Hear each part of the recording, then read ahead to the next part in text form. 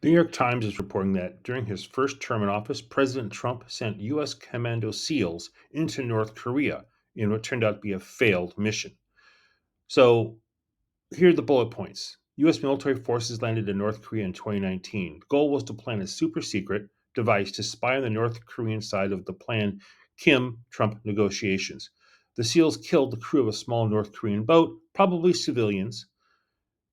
The Times also reports that George W. Bush in 2005 also sent commandos in a mini sub insertion into North Korea. We don't know much about that one.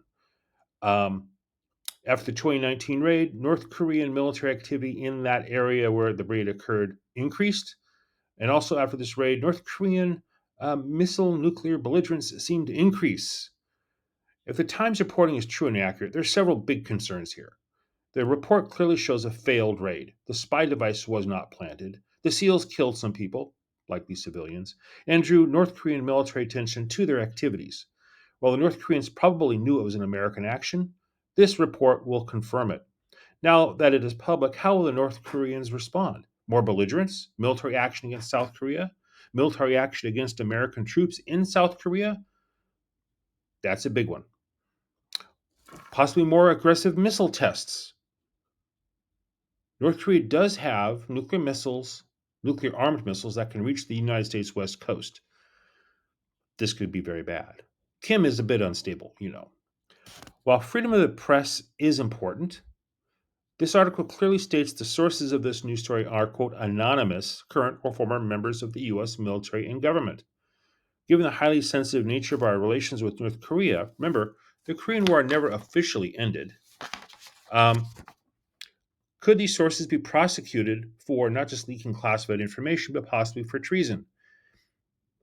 Three guesses which way President Trump would probably prefer to go on that one.